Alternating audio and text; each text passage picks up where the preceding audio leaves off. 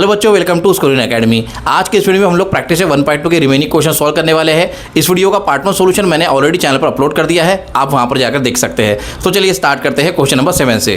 तो देखिए question number 7 आपकी स्क्रीन पर है। इस तरह से क्वेश्चन में दिया हुआ है, in the figure if A B is parallel to C D and C D is parallel to E F. तो इस तरह से यहाँ पे क्वेश्चन में दिया हुआ है कि ए बी सी डी और ई एफ ये 3 लाइंस एक दूसरे से पैरेलल है। उसके बाद में यहाँ पे दिया है देन फाइंड एक्स एंड ए। तो हमें एक्स और ए की वैल्यू फाइंड करनी है। तो आप देख सकते हैं यहाँ पे 3 पैरेलल लाइंस है, A B C D and E F, और वहां से ट्रांसवर्सल जा रहा है। आप देख सकते हैं फर्स्ट ट्रांसवर्सल है, ये सेकंड ट्रांसवर्सल, इस तरह से हम लोग समझ सकते हैं। और यहाँ पे हमें x की वैल्यू फाइंड करना है, मतलब c से लेके तो e तक का डिस्टेंस फाइंड करना है, मतलब c फाइंड करना है हमें। और क्या फाइंड करना है, a फाइंड करना है। आप देख सकते हैं अब a फाइंड करने के लिए पहले हमको c फाइंड करना पड़ेगा, मतलब x फाइंड करना पड़ेगा। आप देख सकते हैं ये a फाइंड करना है। तो चलिए यहाँ पे स्टार्ट करते हैं क्वेश्चन को। तो क्वेश्चन के सोल्यूशन में पहले जो भी गिवन है वो लिख देंगे। यहाँ लिखेंगे गिवन में जो जो हमारे पास में सेगमेंट्स की वैल्यू दी हुई है वो हम लोग यहाँ पे लिख देंगे। तो सबसे पहले यहाँ पे लिख लेते हैं AC इक्वल्स टू 12। देन उसके बाद में यहाँ पे लिखेंगे BD equals to 8। Then DF equals to 4। DF equals to 4। And हमें क्या फाइंड करना है, हमें x फाइंड करना है। तो यहाँ पे ऐसे लिख सकते हैं CE equals to x equals to question mark दे देते हैं। और एक और फाइंड करना है हमें सेगमेंट AE। तो यहाँ पे लिख लेते हैं AE equals to question mark. इस तरह से ये 2x और AE हमें फाइंड करना है। तो देखिए जो भी गिवन था क्वेश्चन में वो हमने यहाँ पे लिख दिया है। इसके बाद में आप देख सकते हैं ये जो क्वेश्चन है, ये जो है यहाँ पे इस क्वेश्चन में property of 3 parallel lines and their transversal ये कंसेप्ट यूज होने वाला है। तो यहाँ पे हम लोग क्या लिखेंगे, पहले यहाँ लिखेंगे since AB is parallel to CD and CD is parallel to EF। फिर ऑलरेडी ये दिया हुआ आप देख सकते हैं क्वेश्चन में कि AB, CD और EF ये तीनों भी एक दूसरे से पैरेलल, तो वो हमने यहाँ पे लिख दिए है। उसके बाद में यहाँ पे लिखेंगे therefore by property of 3 parallel lines,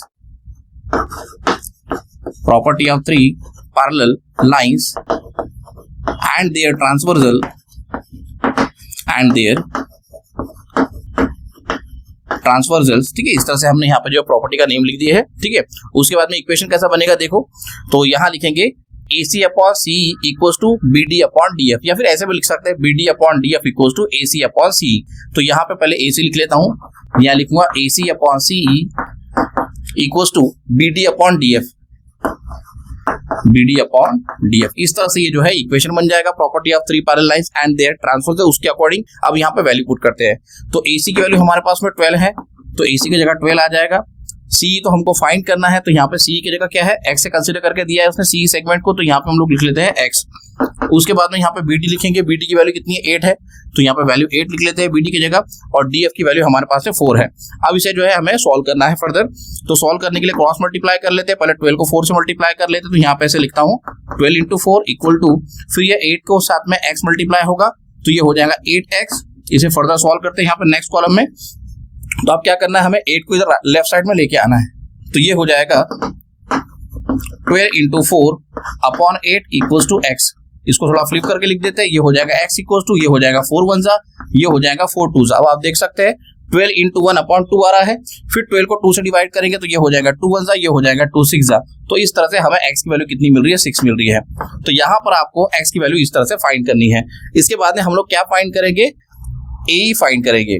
तो ये AE फाइंड करने के लिए हमें क्या करना पड़ेगा, AC प्लस C इन दोनों का ऐड करना पड़ेगा ना। AC में C ऐड करेंगे तो ऑलरेडी आप देख सकते हैं C जो है वो x है, और x की वैल्यू हमने कितनी फाइंड किए हैं, 6 फाइंड किए हैं। तो यहाँ लिखेंगे therefore AE equals to AC plus C, AC plus C। Therefore यहाँ लिखेंगे इक्वल टू, फिर AC की वैल्यू कितनी है, 12 है, तो यहाँ पे लिख देंगे 12। उसके बाद में C की वैल्यू कितनी है, 6 है, 12 में 6 ऐड करेंगे तो ये हो जाएगा 18। इस तरह से आपको जो है AE की वैल्यू फाइंड करनी है। ठीक है, तो यहाँ पर x और यहाँ पे AE हमने ये दोनों भी वैल्यू फाइंड कर चुके हैं। आई होप आपको ये क्वेश्चन समझ में आया होगा। आप स्क्रीनशॉट ले लो, हम लोग नेक्स्ट क्वेश्चन स्टार्ट करते हैं। तो देखिए क्वेश्चन नंबर 8 आपकी स्क्रीन पर है। इस तरह से क्वेश्चन दिया हुआ है, in triangle LMN ray MT bisects angle LMN if LM equals to 6, MN equals to 10, TN equals to 8, then find LT। तो यहाँ पे हमारे पास में 3 सेगमेंट्स दिए हैं, एक सेगमेंट हमको LT फाइंड करना है। और एक और चीज क्वेश्चन में दी हुई है कि यहाँ पे ये जो MT है, ये TM जो है ये क्या कर रहा है, बाइसेक्ट कर रहा है। किसको कर रहा है बाइसेक्ट, एंगल M को। ये हम लोग ऐसा ही बोल सकते हैं कि रे TM जो है ये, या फिर रे एम टी जो है ये एंगल एल एम एन का क्या है, बाइसेक्टर है। तो बाइसेक्टर है तो आप एक और चीज यहाँ पे फिगर में देख सकते हैं, छोटे छोटे सर्कल्स यहाँ पे दिए हुए हैं। इसका मतलब ये हो रहा है कि एंगल एल एम टी और एंगल एन एम टी ये दोनों भी एंगल्स क्या है, कॉन्ग्रुएंट है। इस तरह से यहाँ पे आइडेंटिकल मार्क से मेंशन किया गया है, ठीक है। और हमें क्या फाइंड करना है, एल टी फाइंड करना है। तो यहाँ पे जो भी गिवन है, जो सेगमेंट्स की वैल्यू गिवन है वो हम लोग पहले लिख देते हैं। यहाँ लिखेंगे आगे में क्वेश्चन के आंसर में given L M equals to 6, M N equals to 10, T N equals to 8 and उसके बाद में यहाँ पे क्या फाइंड करना है, एल टी फाइंड करना है। तो एल टी को इस तरह से क्वेश्चन मार्क हम लोग लिख देते हैं। तो ये 3 सेगमेंट्स हमारे पास में दिए हुए हैं और हमें एल टी फाइंड करना है। तो यहाँ पे हमें कौन सा कंसेप्ट यूज करना है, सबसे इंपॉर्टेंट बात यहाँ पे क्वेश्चन में ये दिया हुआ है कि रे एम टी क्या कर रहा है, बाइसेक्ट कर रहा है कौन से एंगल को, एंगल एम को बाइसेक्ट कर रहा है। मतलब यहाँ पे हमें क्या करना है, एंगल बाइसेक्टर थ्योरम अप्लाई करना है। तो यहाँ लिखेंगे आगे में सिंस रे एम टी बाइसेक्ट्स एंगल, यहाँ पे देखो ऑलरेडी दिया हुआ है, ray M T bisects angle L M N. इस तरह से हमने जो भी गिवन है वो लिख दिया। इस तरह से यहाँ पे सिंस लिख सकते हैं आप, या फिर लास्ट में ऐसे डॉट डॉट देके गिवन भी लिख सकते, दोनों चलेगा। उसके बाद में यहाँ लिखेंगे therefore bye angle bisector theorem,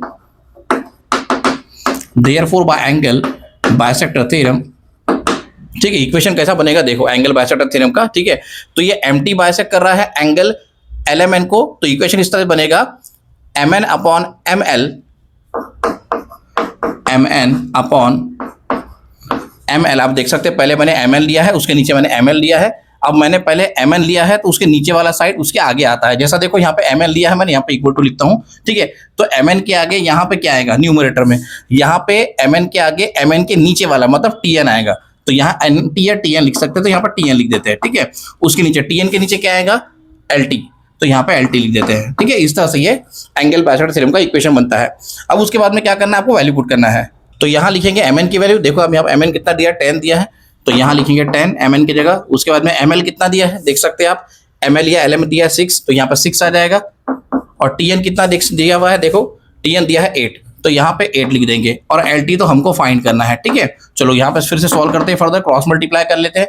पहले 10 को एल टी से मल्टीप्लाई कर लेता हूँ, तो ये 10 इंटू एल टी हो जाएगा, 10 एल टी इक्वल्स टू, फिर 8 को 6 से मल्टीप्लाई करके यहाँ पर लिख लेते हैं, ठीक है। उसके बाद में क्या करेंगे, 10 को राइट साइड में लेके जाना है, तो ये 8 इंटू 6 के नीचे 10 आ जाएगा डिवाइडर में। तो यहाँ लिखेंगे आगे में therefore L T equals to 8 into 6 divided by 10। देख सकते हैं आप इस तरह से, है ना।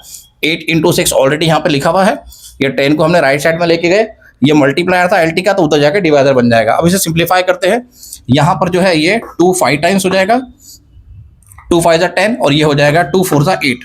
आगे लिखते हैं यहाँ पे L T equals to 4 into 6 upon 5। अब क्या करना पड़ेगा, अब आप देख सकते हैं यहाँ पे 6 और 4 को हम लोग 5 से डिवाइड नहीं कर सकते। अगर डिवाइड करेंगे तो डेसिमल में आएगा, तो हम लोग क्या करते हैं, पहले मल्टीप्लाई कर लेते हैं। तो यहाँ लिखते हैं 6 इंटू 4 24 और उसके बाद में उसे 5 से डिवाइड करेंगे। तो 24 को 5 से डिवाइड करेंगे, देखो यहाँ पर रफ में बताता हूँ। 24 को अगर आप 5 से डिवाइड करते हैं तो ये हो जाएगा 5 4 = 20, रिमेनिंग 4 रहेगा, है ना। फिर यहाँ पर देखो 4 को हम लोग 5 से डिवाइड नहीं कर सकते, तो पॉइंट लगा लेते हैं, तो ये 4 का 40 हो जाएगा। फिर 40 को 5 से डिवाइड करेंगे तो 8 टाइम्स आ जाएगा। इस तरह से 4.8 हमारा आंसर हो जाएगा। यहाँ लिखते हैं therefore L T equals to 4.8, therefore L T equals to 4.8। इस तरह से आपको ये क्वेश्चन को सॉल्व करना है। आई होप आपको ये क्वेश्चन समझ में आया होगा। आप स्क्रीनशॉट ले लो, हम लोग नेक्स्ट क्वेश्चन स्टार्ट करते हैं। तो देखिए क्वेश्चन नंबर 9 आपके स्क्रीन पर है।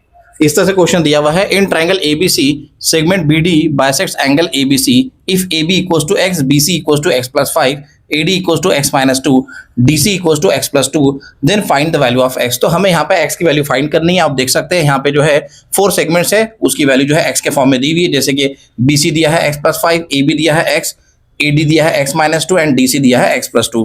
तो आप यहाँ देख सकते हैं एक और चीज यहाँ पे क्वेश्चन में ऑलरेडी दिया हुआ है कि सेगमेंट BD जो है ये क्या कर रहा है, बाइसेक्ट कर रहा है एंगल ABC को। मतलब ये जो BD है ये क्या हो जाएगा, बाइसेक्टर हो जाएगा एंगल ABC का। और यहाँ पे x की वैल्यू फाइंड करनी है, मतलब क्या अप्लाई करना पड़ेगा, एंगल बाइसेक्टर थ्योरम। तो यहाँ पे पहले जो भी सेगमेंट्स की वैल्यू गिवन है वो क्वेश्चन के आंसर में लिख देते हैं। यहाँ लिखेंगे गिवन, और गिवन में क्या क्या चीज अवेलेबल है अपने पास में, यहाँ लिखेंगे AB equals to x, then BC equals to x+5, then AD equals to x-2 and DC equals to x+2, DC equals to x plus 2। इस तरह से ये 4 सेगमेंट्स जो है x के फॉर्म में दिए हुए हैं। अब यहां पे लिखेंगे आगे में since segment BD bisects angle ABC, या फिर आप ऐसे भी लिख सकते हैं segment BD is the bisector of angle ABC, ऐसा भी लिख सकते हैं। ठीक है, यहां पर लिखा मैंने since segment BD bisects angle ABC, therefore by angle bisector theorem, therefore by angle bisector theorem, angle bisector theorem यहाँ पे अप्लाई करना पड़ेगा क्योंकि ऑलरेडी यहाँ पे दिया हुआ है कि BD क्या है, बाइसेक्टर है एंगल ABC का। उसके बाद में यहाँ पे एंगल बाइसेक्टर थ्योरम का इक्वेशन कैसा लिखेंगे देखो, तो यहाँ लिखेंगे AB upon BC, AB upon BC equals to, अब पहले AB लिए थे तब वहां पे राइट साइड में क्या लेना पड़ेगा, न्यूमरेटर में AD, तो यहाँ लिखेंगे AD upon DC, AD upon DC। इस तरह से आपको एंगल बाइसेक्टर थ्योरम का इक्वेशन यहाँ पे लिखना है। इसके बाद में वैल्यू पुट कर लेते हैं। अब आप देख सकते हैं AB की वैल्यू x के फॉर्म में दी है, तो यहाँ पे x लिखेंगे, BC कितना दिया है x प्लस 5, तो यहाँ पे x प्लस 5 आ जाएगा इक्वल टू, देन AD कितना दिया है x माइनस 2, तो यहाँ पे x माइनस 2 लिख देंगे। उसके बाद में CD कितना दिया हुआ है x प्लस 2 दिया है, तो यहाँ पे CD या DC लिख देते हैं x प्लस 2 जो कि ऑलरेडी गिवन है। ठीक है, अब यहाँ पे क्रॉस मल्टीप्लाई करके क्वेश्चन को सॉल्व करेंगे और x की वैल्यू फाइंड करेंगे। तो यहाँ लिखेंगे x प्लस 2 के साथ में x मल्टीप्लाई हो जाएगा, तो पहले ऐसे लिख सकता हूँ x into X plus 2 equal to, फिर ये x माइनस 2 को x प्लस 5 से मल्टीप्लाई करेंगे, तो पहले x माइनस 2 को एक ब्रैकेट में लिख देते हैं, फिर उसको मल्टीप्लाई करेंगे किससे, x प्लस 5 से, सेकंड ब्रैकेट में x प्लस 5 लिख देते हैं। ठीक है, आप यहाँ पे मल्टीप्लिकेशन का साइन भी लिख सकते हैं, ऐसा इस तरह से क्रॉस मल्टी जो भी है क्रॉस करके। चलो अब यहाँ पे मल्टीप्लाई करते हैं, पहले x को मल्टीप्लाई करना है x प्लस 2 से, तो x इंटू पहले ये x मल्टीप्लाई x स्क्वायर हो जाएगा। उसके बाद में यहाँ पे ये प्लस साइन लिखेंगे, देन x को 2 से मल्टीप्लाई करेंगे तो ये हो जाएगा 2x। देखो फिर से एक बार बताता हूँ, यहाँ तक के तो बच्चे लिख लेते हैं, लेकिन इसके बाद में बहुत सारे बच्चे गलती करते हैं जो कि आपको नहीं करना है। पहले क्या करना है आपको, x को पहले ये x से मल्टीप्लाई करेंगे तो x स्क्वायर हो जाएगा, फिर ये प्लस साइन आ जाएगा, फिर x को ये 2 से मल्टीप्लाई करेंगे तो ये 2x हो जाएगा। उसके बाद में यहाँ पर इक्वल टू नीचे बराबर इक्वल टू लिख देंगे। अब यहाँ पे 2 ब्रैकेट्स मल्टीप्लाई करना है और ये 2 ब्रैकेट्स में 2 टर्म्स दिए हुए हैं, तो पहले क्या करेंगे, ये x को फर्स्ट ब्रैकेट से मल्टीप्लाई करो तो ये हो जाएगा x इंटू एक्स प्लस 5, फिर यहां लिखेंगे -2, फिर -2 को फिर से सेकंड ब्रैकेट से x प्लस 5। ठीक है, इस तरह से आपको ये मल्टीप्लाई करना है 2 ब्रैकेट्स का। तो यहाँ लेफ्ट साइड में एज इट इज लिख देते हैं x प्लस 2x, ऑलरेडी ये मल्टीप्लाई कर चुके हैं हम लोग। उसके बाद में अब जैसा हमने यहाँ पे x को x प्लस 2 से मल्टीप्लाई किया है, सेम वैसे ही आपको इस x को x प्लस 5 से मल्टीप्लाई करना है, इस -2 को x प्लस 5 से मल्टीप्लाई करना है, तो ये हो जाएगा x into X X square, then यहाँ पे प्लस साइन लिखेंगे, x इंटू 5 ये हो जाएगा 5x, फिर यहाँ पे -2 के साथ में x मल्टीप्लाई हो जाएगा तो ये हो जाएगा -2x, फिर उसके बाद में ये हो जाएगा माइनस इंटू प्लस माइनस, और ये 2 इंटू 5 10। इस तरह से आपको यहाँ तक ये क्वेश्चन सॉल्व करना है। आप स्क्रीनशॉट ले लो, हम लोग नेक्स्ट कॉलम से कंटिन्यू करते हैं। अब देखिए उसके आगे यहाँ पे आप देख सकते हैं दोनों साइड में जो है इक्वेशन के एक्स स्क्वायर आ रहा है, सेम साइन के साथ में यहाँ पे भी एक्स स्क्वायर है, यहाँ पे भी एक्स स्क्वायर है, तो ये कैंसिल आउट हो जाएगा। या तो फिर इस एक्स स्क्वायर को आप लेफ्ट साइड में लेके आओगे तो x square minus x square वैसे भी 0 हो जाता है, तो मैंने डायरेक्ट कट कर दिया। अब अपने पास में हमें मिल रहा है 2x equals to 5x minus 2x minus 10। अब आप देख सकते हैं 5x में से 2x सब्ट्रैक्ट करेंगे, तो यहाँ पे लिखते हैं पहले आगे में, यहाँ पे लेफ्ट साइड में जो 2x है उसको एज इट इज लिख रहा हूँ, जब उसके बाद में इक्वल टू, जब उसके बाद में आप देख सकते हैं 5x माइनस 2x ये हो जाएगा 3x, और उसके बाद में आप देख सकते हैं -10 दिया हुआ है। ठीक है, ये -10 यहाँ पर लिखा हुआ है, यहाँ पर मैंने लिखा है। अब क्या करना है, ये 3x को लेफ्ट साइड में लेके आना है, तो ये हो जाएगा 2x minus 3x equals to -10, फिर 2x में से 3x सब्ट्रैक्ट करेंगे तो ये हो जाएगा -x, और यहाँ पे राइट साइड में भी ऑलरेडी -10 है, दोनों साइड से minus minus sign cancel out हो जाएगा, और हमें x की वैल्यू कितनी मिल रही है 10। इस तरह से आपको इस क्वेश्चन को सॉल्व करना है, और हमें क्वेश्चन में सिर्फ फाइंड x नहीं बोला है, उसने बोला है find the value of x, तो आपको उस फॉर्म में आंसर लिखना है। यहाँ लिखेंगे therefore the value of x is 10, यहाँ लिख देंगे therefore the value of x is 10। इस तरह से आपको इस क्वेश्चन को सॉल्व करना है। आई होप आपको ये क्वेश्चन समझ में आया होगा। आप स्क्रीनशॉट ले लो, हम लोग नेक्स्ट क्वेश्चन से कंटिन्यू करते हैं। तो देखिए क्वेश्चन नंबर 10 आपके स्क्रीन पर है। In the figure x is any point in the interior of triangle, point x is joined to the vertices of triangle, segment PQ is parallel to segment DE, segment QR is parallel to segment EF, fill in the blanks to prove that segment PR is parallel to segment DF। तो इस तरह से अपने पास में दिया हुआ है कि ट्राइंगल DEF में यहाँ पे x जो है एक ऐसा पॉइंट है जो ट्राइंगल के इनसाइड में है, इंटीरियर पार्ट में है। ठीक है, उसके बाद में यहाँ पे दिया है कि सेगमेंट PQ जो है DE से पैरेलल है, सेगमेंट QR जो है EF से पैरेलल है, और हमें ये एक्टिविटी का यूज करके, ये एक्टिविटी के थ्रू हमें ये प्रूफ करना है कि सेगमेंट पीआर जो है ये डीएफ से पैरेलल है। ठीक है, तो यहाँ पे मैंने एक्टिविटी लिखा है, आप देख सकते हैं आपके बुक में जो है क्वेश्चन नंबर 10 में, तो यहाँ पे लिखेंगे प्रूफ। उसके बाद में यहाँ पे लिखा हुआ है इन ट्राइंगल XDE। अब देखो सबसे पहले यहाँ पे ट्राइंगल XDE के बारे में बात हो रहा है, तो ट्राइंगल XDE को थोड़ा ओवरराइट करते देखो, ये ट्रायंगल एक्स डी ई हो गया, इस तरह से इसको राइट करके दिखा रहा हूं मैं, ठीक है। ये x triangle x D E है, इसमें यहाँ पर लिखा हुआ है कि पी क्यू जो है डी से पैरेलल है, और ऑलरेडी अपने क्वेश्चन में दिया हुआ है कि ये पी क्यू जो है ये डी से पैरेलल है। तो ये फर्स्ट एमसी बॉक्स में जो है यहाँ पे क्या आ जाएगा, यहाँ पे गिवन करके आपको लिखना पड़ेगा इस तरह से, ठीक है। इस तरह से आपको यहाँ पे लिखना है, इसको ब्रैकेट कंप्लीट कर देते हैं, ठीक है। तो फर्स्ट एम्प्टी बॉक्स में आपको लिखना है गिवन। उसके बाद में यहाँ पे लिखेंगे जब ये ट्रायंगल एक्सडीई में पी क्यू जो है ये डी से अगर पैरेलल हो जाता है तो हम लोग यहाँ पे ऐसा बोल सकते हैं बाय बेसिक प्रोपोर्शनैलिटी थ्योरम, ठीक है। अब यहाँ पे हमको इक्वेशन लिखना है, ये x P upon P D हो जाएगा, ठीक है। आप देख सकते हैं यहाँ पे ये एक्स पी है, इसके नीचे क्या आ जाएगा, पी डी आ जाएगा, और वैसे ही यहाँ पे एक्स क्यू आ जाएगा। आप देख सकते हैं यहाँ पे एम्प्टी बॉक्स में मैंने एक्स लिखा है, उसके नीचे क्या ऑलरेडी लिखा हुआ है क्यू, ठीक है। तो इस तरह से ये इक्वेशन बन जाएगा और इसे इक्वेशन नंबर 1 से हम लोग डिनोट कर देंगे। उसके बाद में ट्रायंगल एक्स ई एफ, देखो अब ट्रायंगल एक्स ई एफ के बारे में बात हो रही है, तो इसको राइट करके दिखाते हैं आपको। ये ट्रायंगल एक्स ई एफ हो गया, ठीक है।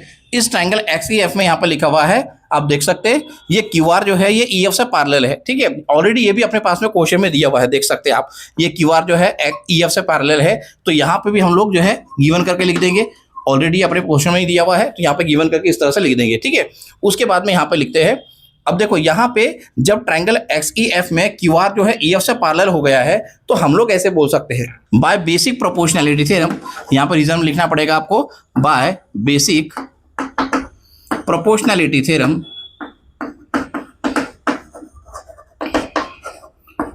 बाय बेसिक प्रोपोर्शनैलिटी थ्योरम, यहाँ पर रीजन आ जाएगा। आपको इसको बॉक्स में लिखना है प्रॉपर अच्छे से, ठीक है। यहाँ पे ये बॉक्स में आपको लिखना है reason by basic proportionality theorem. यहाँ पे इक्वेशन कैसा बनेगा, देखो यहाँ पे आ जाएगा X Q upon Q E, यहाँ पे लिखते हैं X Q upon Q E equal to X R upon R F, X R upon R F. इस तरह से ये इक्वेशन बन जाएगा, और इसे इक्वेशन नंबर 2 से ऑलरेडी अपने बुक में जो है डिनोट करके दिया है। तो इक्वेशन 1 ये रहा, इक्वेशन नंबर 2 ये रहा। उसके बाद में देखो यहाँ पे कंपेयर करके दिया उसने already from equation number 1 and 2, और इक्वेशन 1 इक्वेशन नंबर 2 को जब कंपेयर करेंगे तो आप ऑलरेडी देख सकते हैं ये X Q upon Q E, यहाँ पे भी X Q upon Q E आ रहा है। तो हम लोग ऐसे लिख सकते हैं X P upon P D, यहाँ पे लिखेंगे X P upon P D left side में, और राइट साइड में लिखेंगे X R upon R F. तो यहाँ पे आ जाएगा X R upon R F. इस तरह से आपको इक्वेशन बन जाएगा। जब इक्वेशन 1 और इक्वेशन नंबर 2 को हम लोग कंपेयर करेंगे तो आप देख सकते हैं यहाँ पे एक्स क्यू अपॉन क्यू ई और यहाँ पे एक्स क्यू अपॉन क्यू ई, ये इक्वेशन 1 और 2 दोनों में सेम आ रहा है, इक्वल आ रहा है, ठीक है। तो हम लोग ऐसे लिख सकते हैं X P upon P D equal to X R upon R F, और ऑलरेडी यहाँ पे फ्रॉम इक्वेशन 1 को और 2 को हमने कंपेयर किए हैं। अब यहाँ पे देखो X P upon P D और X R upon R F, ये फर्स्ट और ये सेकेंड रेशो जब इक्वल हो गया है तो ये रेशो देखो फिगर पे देखते हैं। तो एक्सपी अपॉन पीडी, देखो ये एक्सपी दिख रहा है, आप देख सकते हैं एक्सपी, और ये पीडी दिख रहा है। उसके बाद में ये एक्स आर और ये आर एफ दिख रहा है। तो जब कभी किसी ट्रायंगल में, जैसे ये ट्रायंगल डी एक्स एफ में अगर ये रेशो इक्वल हो रहा है एक्सपी अपॉन पीडी और X R upon R F, तो हम लोग ऐसे बोल सकते हैं converse of basic proportionality theorem segment P R is parallel to segment D F, जो कि हमको प्रूफ करना यहाँ पे बोला गया था। तो इस तरह से एक एक्टिविटी कंप्लीट होती है। आप इसका स्क्रीनशॉट ले लो, हम लोग नेक्स्ट क्वेश्चन स्टार्ट करते हैं। तो देखिए क्वेश्चन नंबर 11 आपकी स्क्रीन पर है। In triangle ABC, ray BD bisects angle ABC and ray CE bisects angle ACB. If segment AB is congruent to segment AC, then prove that ED is parallel to BC। तो यहाँ पे इस तरह से अपने पास में क्वेश्चन दिया और हमें क्या प्रूफ करना है, ED जो है BC से पैरेलल है, ये हमें बताना है, प्रूफ करना है। तो आपको इस क्वेश्चन को प्रूफ करने के लिए आपको यहाँ पे एक ट्रायंगल ड्रॉ करना पड़ेगा, जो कि मैंने यहाँ पे आंसर में ड्रॉ किया है, ठीक है। इस तरह से प्रूफ करके लिखेंगे आप, क्योंकि प्रूव दैट बोला है उसने, प्रूव करने बोला है। उसके बाद में यहाँ पे एक ट्रायंगल ड्रॉ करेंगे आप, जो जो इन्फॉर्मेशन यहाँ पर गिवन है उसके अकॉर्डिंग हम लोग यहाँ पे ट्रायंगल ड्रॉ करेंगे। तो यहाँ पे ट्रायंगल ABC मैंने ड्रॉ किया है। उसके बाद में जो क्वेश्चन में दिया है कि रे BD जो है वो बाइसेक्ट कर रहा है, किसको बाइसेक्ट कर रहा है, एंगल ABC को। तो यहाँ पे आपको रे BD ड्रॉ करना है जो बाइसेक्ट कर रहा है एंगल ABC को। वैसे आपको एक और रे ड्रॉ करना है रे CE जो बाइसेक्ट कर रहा है एंगल ACB को। इस तरह से आपको फिगर ड्रॉ करना है, और आपको यहाँ पे एक सेगमेंट ड्रॉ करना है जिसका नाम आप क्या दोगे, ED दोगे। तो इस तरह से आपको ये फिगर ड्रॉ करना है जो भी दिया है इस क्वेश्चन में, उसके अकॉर्डिंग। अब हमें क्या प्रूफ करना है, हमें ये प्रूफ करना है कि ये ED जो है ये BC से पैरेलल है। तो ये ED और BC को पैरेलल बताने के लिए हम लोग देखो किस तरह से यहाँ पे जो है क्वेश्चन प्रूफ करेंगे। यहाँ लिखेंगे इन ट्रायंगल ABC, यहाँ पे लिखेंगे इन ट्रायंगल ABC, हम लोग लिखेंगे सबसे पहले BD जो है रे के बारे में, यहाँ लिखेंगे रे BD बाइसेक्स एंगल ABC, ठीक है। यहाँ पे आप ऐसा गिवन करके लिख सकते हैं, ऑलरेडी अपने पास में ये गिवन है क्वेश्चन में, ठीक है। इस तरह से मैंने यहाँ पे रीजन जो है गिवन लिख दिया है, रे BD बाइसेक्स एंगल ABC। फिर यहाँ लिखेंगे therefore bye angle bisector theorem therefore by angle bisector theorem equation कैसा बनेगा देखो, जब ये रे बी डी बाइसेक्ट कर रहा है एंगल ए बी सी को, तो हम लोग ऐसे लिख सकते हैं by angle bisector theorem equation कैसा बनेगा, A B upon B C. देखो फिर से एक बार बता रहा हूँ, ये जो ट्रायंगल एबीसी है, इस ट्रायंगल एबीसी में ये बीडी क्या कर रहा है, बाइसेक्ट कर रहा है एंगल एबीसी को, मतलब एंगल बी को। तो एंगल बाइसेक्टर थ्योरम का इक्वेशन किस तरह से बनेगा, A B upon B C, यहां लिखते हैं आगे में A B upon B C equals to A D upon D C, यहां लिखेंगे A D upon D C, A D upon D C, इसे इक्वेशन नंबर 1 से डिनोट कर देते हैं। ठीक है, तो यहाँ पे हमने लिखे थे इन ट्रायंगल एबीसी रे बीडी जो है बाइसेक्ट कर रहा है एंगल एबीसी को, ऑलरेडी ये क्वेश्चन में दिया हुआ, इसलिए मैंने यहाँ पे गिवन लिख दिया, फिर यहाँ पे थ्योरम अप्लाई किया एंगल बाइसेक्टर थ्योरम, और हमें इक्वेशन 1 मिल गया। अब वैसे फिर से एक बार लिखेंगे रे सी के बारे में, तो यहाँ लिखेंगे इन ट्रायंगल एबीसी रे सी बाइसेक्ट्स एसीबी। ठीक है, देखो यहाँ पे मैं लिख रहा हूँ कि ट्रायंगल एबीसी में अब ये रे सी क्या कर रहा है, बाइसेक्ट कर रहा है एंगल एसीबी को, तो ऑलरेडी ये क्वेश्चन में गिवन था, तो यहाँ पे भी गिवन करके लिख देंगे, ऑलरेडी ये क्वेश्चन में दिया हुआ है। और यहाँ पे आप एंगल बाइसेक्टर थ्योरम अप्लाई करेंगे, तो यहाँ लिखेंगे therefore bye angle bisector theorem, therefore by angle bisector theorem. ठीक है, इक्वेशन कैसा बनेगा देखो, जब ये ट्रायंगल एबीसी में रे सी बाइसेक्ट कर रहा है एंगल सी को, मतलब एंगल एसीबी को, तो इक्वेशन इस तरह से बनेगा एसी अपॉन बीसी, या सीबी भी लिख सकते हैं, यहाँ लिखते हैं AC upon BC equals to AE upon EB, AE upon EB, इसे इक्वेशन नंबर 2 से डिनोट कर देते हैं। तो इक्वेशन 1 ये रहा और इक्वेशन नंबर 2 ये रहा। ठीक है, उसके बाद में यहाँ पे लिखेंगे कि सेगमेंट एबी जो है वो कॉन्ग्रुएंट है सेगमेंट एसी के, तो यहाँ लिख लेते हैं segment AB is congruent to segment AC। Already ये भी अपने पास में गिवन है, यहाँ गिवन करके लिख देते हैं और इसे दे देते हैं इक्वेशन नंबर 3। देखो मैंने यहाँ पे क्या लिखा है इक्वेशन नंबर 3 में, ऑलरेडी हमारे क्वेश्चन में ये दिया हुआ है कि सेगमेंट AB जो है सेगमेंट AC का कॉन्ग्रुएंट है, मतलब दोनों इक्वल है। यहाँ पे मैंने लिख दिया, गिवन रीजन बता दिया, और यहाँ पे इक्वेशन नंबर 3 से उसको डिनोट कर दिया है। उसके बाद में इक्वेशन नंबर 1, इक्वेशन नंबर 2 और इक्वेशन नंबर 3, ये तीनों को कंपेयर करेंगे। तो यहाँ लिखेंगे from equation number 1, 2 and 3, from equation number 1, 2 and equation number 3। तो देखो इक्वेशन नंबर 1, 2 और 3 को कंपेयर करने के बाद में क्या इक्वेशन निकल के आएगा। इक्वेशन 1 में ये दिया हुआ है, हमने निकाल के लेके आया है कि A B upon B C equals to A D upon D C हो रहा है। इक्वेशन नंबर 2 में ये हो रहा है कि A C upon B C equals to A upon E B हो रहा है, और इक्वेशन नंबर 3 से ये पता चल रहा है कि ए बी और ए सी इक्वल है। तो ए बी और ए सी इक्वल है, तो हम लोग यहाँ पे लिखेंगे इस तरह से A B upon B C equals to A C upon B C, इसे लिख लेते हैं, यहाँ लिखते हैं आगे में A B upon B C equals to A C upon B C, इसे इक्वेशन नंबर 4 से डिनोट कर देते हैं। ठीक है, जब इक्वेशन नंबर 1, 2 और 3 को कंपेयर करेंगे तो इक्वेशन नंबर 4 में हम ये लिखेंगे A B upon B C equals to A C upon B C. चलो आप जो है यहाँ तक के अभी स्क्रीनशॉट ले लो, हम लोग इसके आगे नेक्स्ट कॉलम से कंटिन्यू करते हैं। तो देखिए इक्वेशन नंबर 4 तक यहाँ पे लिखे थे हमने A B upon B C equals to A C upon B C. अभी इक्वेशन नंबर 4 आया किस तरह से, देखो हमने इक्वेशन नंबर 1, 2 और 3 को कंपेयर करे थे, इक्वेशन 1 और 2 ये रहा, और इक्वेशन नंबर 3 में यहाँ पे ऑलरेडी लिखा हुआ है क्वेश्चन में कि ए बी और ए सी दोनों इक्वल है। तो इक्वेशन 1 और 2 में अगर पता से देखे तो ए बी और यहाँ पे ए सी जब ये दोनों इक्वल हो रहे हैं, तो हम लोग ऐसे लिख सकते हैं कि इक्वेशन 1 का जो लेफ्ट साइड वाला रेशियो है, लेफ्ट रेशियो जो है इक्वेशन नंबर 2 के लेफ्ट रेशियो के इक्वल हो जाएगा, वही हमने इक्वेशन नंबर 4 में लिखे है। अब यहाँ लिखेंगे from equation number 1, 2 and 4, equation 1, 2 और 4 को कंपेयर करेंगे आप, तो यहाँ लिखेंगे from equation number 1, equation number 2 and equation number 4। देखो ध्यान दो इधर थोड़ा सा, ठीक है, इक्वेशन नंबर 1, 2 और 4 इनको कंपेयर करना है। तो यहाँ पे आप देख सकते हैं कि इक्वेशन नंबर 4 में ये ऑलरेडी पता चल रहा है कि इक्वेशन 1 का लेफ्ट साइड और इक्वेशन नंबर 2 का लेफ्ट साइड जब दोनों इक्वल हो गए हैं, तो इक्वेशन 1 और 2 का राइट साइड भी इक्वल हो जाएगा, मतलब A D upon D C जो है A E upon E B के इक्वल हो जाएगा।